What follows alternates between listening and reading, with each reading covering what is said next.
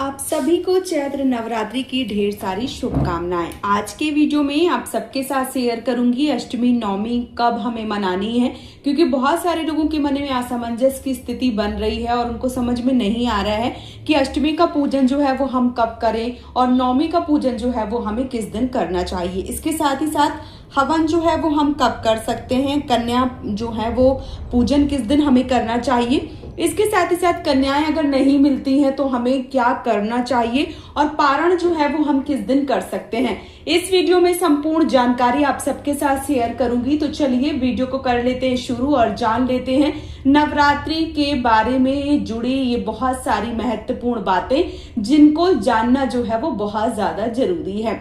बात करूं अष्टमी नवमी की, तो देखिए इस बार ऐसी स्थिति बन रही है, कुछ लोगों का ऐसा मानना है कि जो अष्टमी तिथि है या नवमी तिथि है वो 26 को मनाना श्रेष्ठ है। तो बहुत सारे लोग 26 तारीख को ही जो अष्टमी नवमी है वो मना रहे हैं, यानी कि दोनों मना रहे हैं, अष्टमी भी और नवमी भी। वैसे जो अष्टमी है वो 26 तारीख को है और जो नवमी है, जो दुर्गा नवमी है, जिनके यहाँ नवमी का पूजन होता है, वो लोग 27 तारीख को नवमी का पूजन जो है वो कर सकते हैं। समय को लेकर बहुत ज्यादा अभाव है, अगर तो आप जो है वो बहुत ज्यादा संशय मन में मत लाइए। और अगर आपको लग रहा है कि किस दिन पूजना ज्यादा श्रेष्ठ है, तो यदि आप पूजना चाहते हैं, नवमी वाले दिन ही पूजना चाहते हैं, तो आप 27 तारीख को 10 बजे से पहले ही जो नवमी का पूजन है वो कर लीजिए, ये सर्वश्रेष्ठ होगा। और यदि आपके प्रांत में आसपास सब लोग 26 तारीख को मना रहे हैं तो फिर आप अपने हिसाब से देख सकते हैं और दोपहर के समय जो नवमी का पूजन है या अष्टमी का पूजन जो है वो कर सकते हैं, क्योंकि अगर दोनों एक ही दिन मना रहे हैं तो फिर 26 तारीख को है। वैसे जो लोग व्रत करेंगे वो लोग 26 तारीख को अष्टमी का व्रत करेंगे और 27 तारीख को नवमी का पूजन करेंगे। और जो लोग एक ही दिन सब मना रहे हैं तो वो लोग 26 तारीख को व्रत भी करेंगे और पूजन भी करेंगे।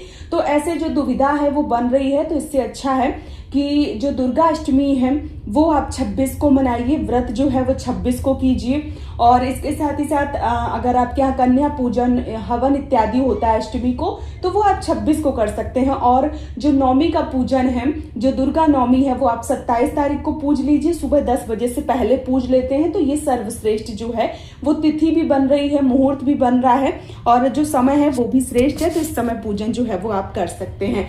अब बात आती है हवन की, हवन हमें कब करना चाहिए। तो देखिए बहुत सारे लोग नवरात्रि के 9 दिनों में माता का हवन करते हैं, भले वो किसी पुरोहित को ना बुलाएं, किसी पंडित जी को ना बुलाएं, स्वयं से ही छोटा हवन जो है वो कर लेते हैं। अभी देखिए गुरोसिया हो गई या जो मिट्टी का हवन कुंड है वो हो गया, या तांबे का, पीतल का, बहुत सारे लोग नीचे बालू जो है वो बिछा के भी हवन करते हैं। तो क्या होता है, कई बार पुरोहित नहीं मिलते हैं, स्वयं से भी छोटा सा हवन जो है वो लोग 9 दिन करते हैं। इसके साथ ही साथ कुछ लोग अष्टमी और नवमी 2 दिन हवन करते हैं। तो यदि आपके यहाँ रोज आपने नहीं किया है तो आप अष्टमी में हवन जो है वो कर सकते हैं और नवमी में भी हवन कर सकते हैं। जिस दिन आप जो पूजन है वो कर रहे हैं, यदि आपके यहाँ अष्टमी की पूजा होती है तो आप अष्टमी को हवन कर सकते हैं, और यदि आपके यहाँ नवमी की पूजा होती है तो आप नवमी को हवन कर सकते हैं। वैसे ज्यादातर अष्टमी को ही हवन जो है वो करना शुभ माना जाता है, तो आप अष्टमी को हवन जो है वो भी कर सकते हैं। पूजन, कन्या पूजन कब करें, तो देखिए कन्या पूजन के बारे में बहुत सारी संशय है। कन्या पूजन गांव से जुड़े लोग हैं वो लोग 9 दिन कन्याओं का पूजन करते हैं। परेवा से लेकर, यानी जिस दिन प्रतिपदा तिथि होती है उस दिन से लेकर रामनवमी तक या जो दुर्गा नवमी है उस दिन तक रोज कन्याएं जो है वो भोजन करती हैं। और कुछ लोगों के घर की परंपरा के अनुसार सिर्फ अष्टमी या नवमी 2 दिन ही कन्या जो है वो खाते हैं, मतलब खिलाते हैं। तो अगर आपके यहाँ ऐसा नियम है कि आपके यहाँ 2 दिन जो मान लीजिए चाहे अष्टमी हो गई चाहे नवमी 2 दिन खिलाते हैं, उसके आगे और पीछे नहीं खिलाते हैं, तो फिर आप चाहे 26 और 27 दोनों दिन, किसी भी एक दिन, चाहे 26 को चाहे 27 को जो कन्या पूजन है वो कर सकते हैं। अगर आप अष्टमी में करना चाहते हैं तो 26 में सबसे श्रेष्ठ है, और यदि आप नवमी करना चाहते हैं, नवमी में कन्या पूजन, तो आप 27 को भी कन्या पूजन जो है वो कर सकते हैं।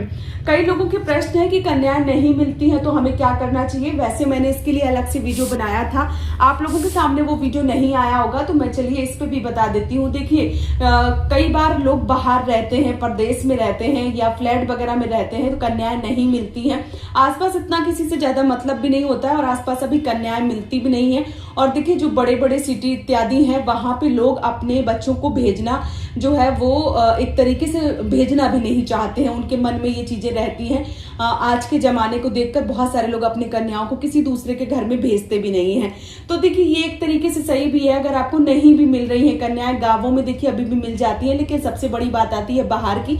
यदि आपको मिल जाती है अति उत्तम है, यदि नहीं मिलती हैं तो फिर आप किसी भी मंदिर में, जैसे मंदिर के बाहर जाएंगे बहुत सारी कन्याएं मिल जाएंगी, तो आप उन कन्याओं के लिए अपने हाथ से जो भी चीजें हैं, जैसे फल हो गए, मिठाइयां हो गई या हलवा पूड़ी हो गई, जलेबी दही हो गया, या जो भी आपने कोई बॉक्स पैक करवाया तो वो वहां पे आप वितरित जो है वो कर सकते हैं। और यदि मान लीजिए कि ऐसी है अवस्था आपकी कि आप मंदिर में आपको कन्याएं नहीं मिल रही हैं, वैसे मिल जाती हैं लेकिन अगर आपको नहीं मिल रही हैं तो आप किसी ऐसे मान लीजिए आश्रम में चले जाइए, जैसे अनाथ आश्रम हो गए या मान लीजिए कि गौशाला हो गया, वहां भी कन्याओं के निमित्त दान जो है वो निकाल सकते हैं। जितना आपका बजट है, देखिए दान की कोई सीमा नहीं होती है, दान कई प्रकार के होते हैं। आपका जो भी सामर्थ्य है, आप जितने भी पैसे कन्या के पूजन में, कन्याओं के पूजन में लगाना चाहते थे, उतना पैसा निकाल के आप जो दान पुण्य है वो कर सकते हैं। अब ये दान आप अनाथ आश्रम में, वृद्धाश्रम में, गौशाला में या कहीं ऐसी जगह पे जहां वाकई में जिसको जरूरत है उसे भी आप ये दान जो है वो दे सकते हैं, वो भी आपका दान जो है वो गिना जाएगा। ठीक है, कहीं भंडारे इत्यादि चल रहे हैं तो कोई चीज जैसे लाके दे दीजिए, जैसे आटा हो गया, चावल हो गया, दूध हो गया, रिफाइंड हो गया, या जो ऐसी सामग्री जिससे भंडारे में जो खाना इत्यादि बन रहा है, जो चीज यूज में आ जाए, वो आप देकर भी अपना कन्या पूजन का जो पूर्ण फल है उसकी प्राप्ति कर सकते हैं, यदि कन्याएं नहीं मिल रही हैं तो।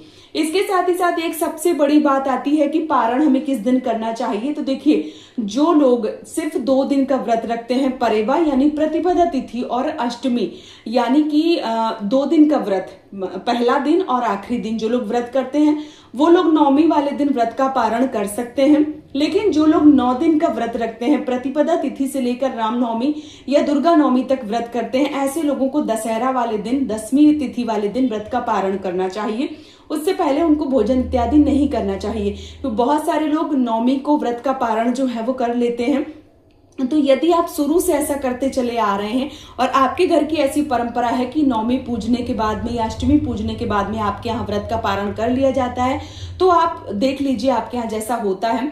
नहीं तो जो लोग 9 दिन का व्रत करते हैं वो पूरे 9 दिन का व्रत रख के और 10वीं वाले दिन अच्छे से स्नान ध्यान करके ही जो व्रत का पारण है वो आप कर सकते हैं। उससे पहले आपको व्रत का पारण जो है वो नहीं करना चाहिए, क्योंकि 9 देवी की जो पूजा है वो हम करते हैं, तो जब 9 दिन पूरे हो जाते हैं तभी हमें व्रत का पारण करना चाहिए। उससे पहले हमें व्रत का पारण जो है वो नहीं करना चाहिए। तो उम्मीद करती हूँ इन संपूर्ण प्रश्नों का जवाब आप सबको इस वीडियो में मिल गया होगा और वीडियो आप सबको पसंद आया होगा। यदि वीडियो पसंद आया है तो आप हमें सपोर्ट जरूर कीजिए, इस चैनल को सब्सक्राइब करके, वीडियो को लाइक करके।